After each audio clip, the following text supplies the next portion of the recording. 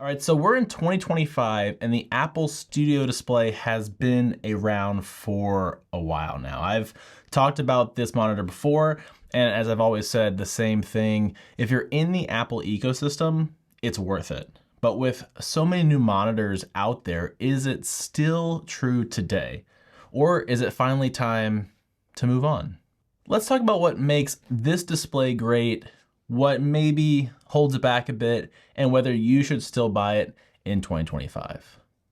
All right, so let's of course start with the most important part, the screen. The Studio Display has a 27-inch 5K Retina panel, and honestly, I think it still looks fantastic. If you're using a Mac, this display is made for it. Everything scales perfectly. Text is razor sharp and colors, of course, are super accurate. If you're a designer, a photographer, or even a video editor, I think it's still one of the best options out there for you and your workflow.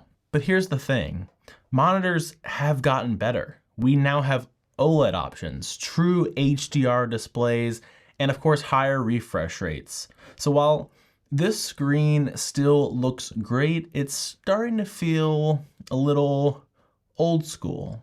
Now, this wouldn't be a fair review if I didn't talk about what's not so great. So let's go through, I think, some of the biggest issues with the Studio Display. We're in an era where 120 Hertz displays are everywhere. All the new MacBooks, iPads, and even some phones, but the Studio Display still stuck at 60 Hertz.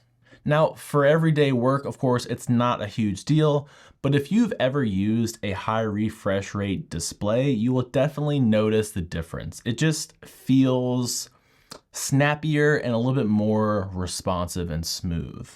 Another thing is HDR, or I guess the lack of real HDR. The Studio Display has 600 nits of brightness, which, trust me, is definitely fine.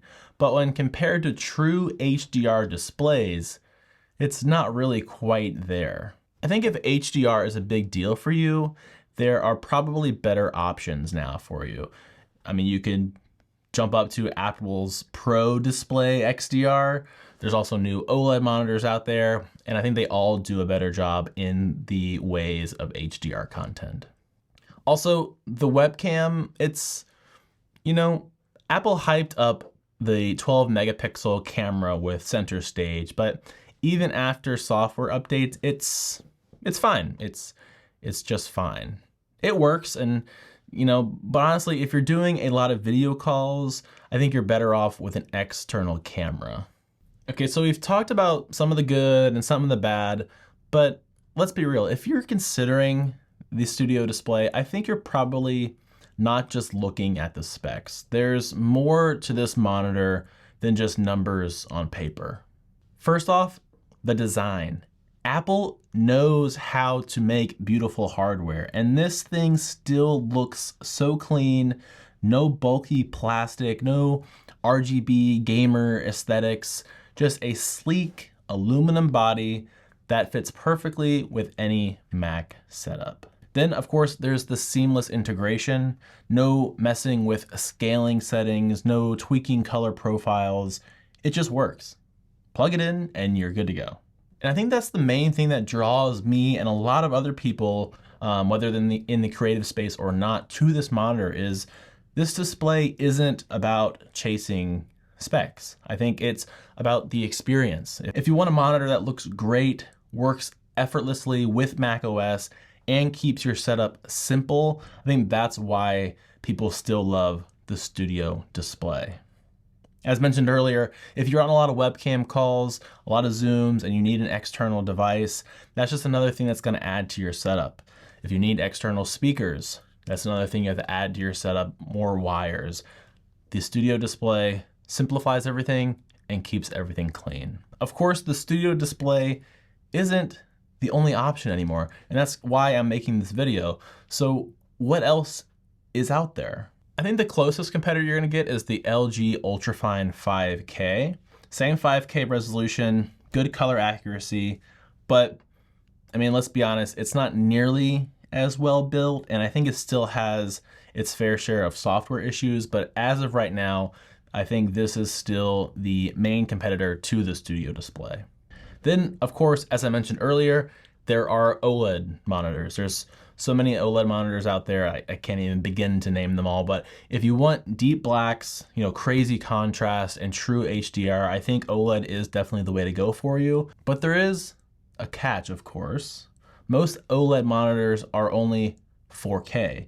And if you ever used a 4K device with Mac OS, you can definitely tell that there's a lot of weird scaling issues. So if you go OLED, definitely try it out first with your setup.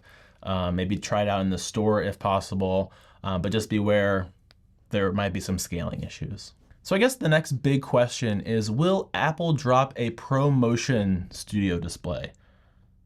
Of course, ProMotion is Apple's way of saying 120 Hertz, but if they do, it I think could instantly make this model of the Studio Display feel really outdated. But for now, I think this is still the Apple display for most people. All right, so should you still buy the Apple Studio Display in 2025? Here are some of the pros and cons that I went over in this video. Still one of the best 5K displays, perfect Mac OS integration, clean, minimalist Apple design, and of course it just works plug and play. Of course, the 60 Hertz does feel outdated, it does have limited HDR performance, and of course the webcam is a little bit mediocre. So at the end of the day, I think if you want the best specs for the price, there are better options now. There are definitely better options out there if you're just looking at paper, looking at specs, and comparing them to a price point that fits into your budget. But I think if you want a high quality display that fits seamlessly into a Mac setup of any kind, whether you're using a MacBook Pro, MacBook Air, heck, even an iPad, I think the Studio Display is gonna be your best or one of the best choices. Let me know in the comments. I'd love to hear your thoughts. Thanks for watching. If you haven't already, please like and subscribe for more content. It really helps out the channel. And until next time, I'll talk to you later. Bye.